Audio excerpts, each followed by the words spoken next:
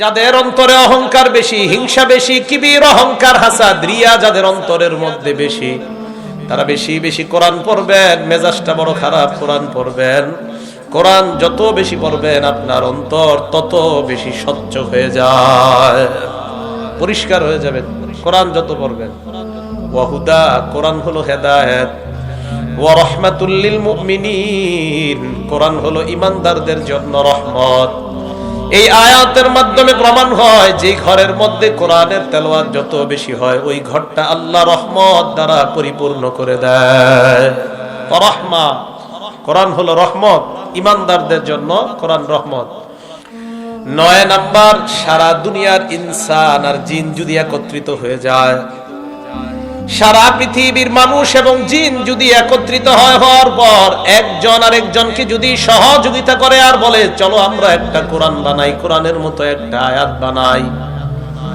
সূরা বানী ইসরাঈলের 88 নম্বর আয়াতে আল্লাহ বলেন, কুল লা ইন ইজতামাতিল ইনসু ওয়াল জিন্নু আলা আন ইয়াতু বিমিসলি হাযাল কুরআন, সারা পৃথিবীর জিন ইনসান সবাই একত্রিত হয়ে যদি এই কোরআনের মতো বানাইতে চায়, লা ইয়াতুনা বিমিসলিহি, কোরআনের মতো তারা বানাইতে পারবে না।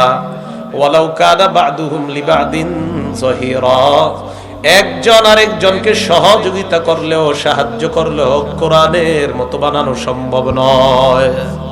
এটা কোরআনের একটা চ্যালেঞ্জ কিয়ামত পর্যন্ত। এটা হলো 9 নাম্বার, কোরআনের মতো একটা কোরআন পৃথিবীর কেউ বানাতে পারবে না।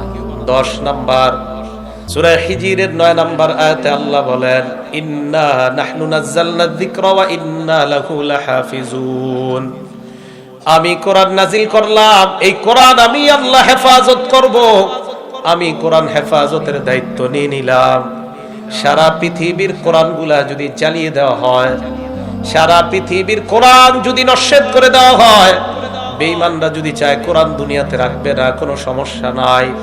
আমাদের বাংলাদেশের লাখ লাখ হাফেজে কোরআন আছে, সারা দুনিয়ায় হাফেজে কোরআন, এদেরকে দাঁড় করায় দিবেন, আলহামদু থেকে শুরু করবে মিনাল জিন্নাতি ওয়ান নাস পর্যন্ত তারা শোনায়া দেয় কোরআন।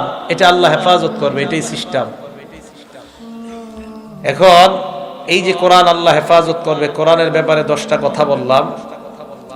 এখন কোরআনের ব্যাপারে 12টা ফজিলতের কথা বলবো, মন দিয়ে ফজিলতগুলো শুনবো। 1 নাম্বার, কোরআন যারা পড়ে নিয়মিত তাদেরকে আল্লাহ প্রতিদান যখন দিবে পরিপূর্ণভাবে প্রতিদান দিবে, এবং তাদের অনুগ্রহ, আল্লাহ তাদের প্রতি অনুগ্রহ দিনের পর দিন বাড়াইতেই থাকবে, বাড়াইতেই থাকবে যারা কোরআন পড়বে।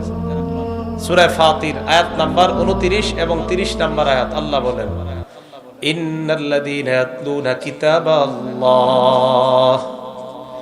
নিশ্চয়ই যারা কোরআন তেলাওয়াত করে, ওয়া কামুস সালাতা, যারা সালাত কায়েম করে, ওয়া আনফাকু মিম্মা রাযাকনাহুম সিররাও ওয়া আলানিয়া, আমি তাদেরকে যে নিয়ামত দান করেছি, যে সম্পদ আমি মানুষকে দান করেছি, এই সম্পদ থেকে যারা গোপনে প্রকাশ্যে দান করে, ইয়ারজুনা তিজারাতাল লান তাবুর, তারা এমন ব্যবসার আশা করে যে ব্যবসার লাভ কখনো ধ্বংস হবে না। দুনিয়ার মধ্যে ব্যবসার লাভ আছে, লস আছে। কোরআন তেলাওয়াত, নামাজ, দান করা, সদকা করা এমন এক ব্যবসা যে ব্যবসার লাভ কখনো ধ্বংস হবে না, যে ব্যবসার লাভ কোনোদিনও কোনো লস খাওয়ার সম্ভাবনা নাই। আল্লাহ বলেন কেন তারা কোরআন পড়ে, কেন তারা নামাজ পড়ে, কেন তারা দান করে? কয় 2টা কারণে। লিওয়াফিয়াহুম উজুরাহুম ওয়া ইয়াজিদাহুম মিন ফাদলি, 1 নাম্বার লিওয়াফিয়াহুম উজুরাহুম, তাদেরকে যেন আল্লাহ তাদের পরিপূর্ণ প্রতিদান দিয়ে দেয়। ওয়া ইয়াজিদাহুম মিন ফাদলি, তাদের অনুগ্রহ যেন আল্লাহ বৃদ্ধি করে দেয়। এই আয়াত প্রমাণ করে যারা নিয়মিত নামাজ পড়ে, যারা নিয়মিত কোরআন তেলাওয়াত করে, যারা নিয়মিত দান সদকা করে, তাদেরকে আল্লাহ পরিপূর্ণ প্রতিদান দিবেন। শুধু তাই নয়, দুনিয়াতে যতদিন থাকবে তাদের অনুগ্রহ আল্লাহ বাড়াইতেই থাকবে, কমাবে না।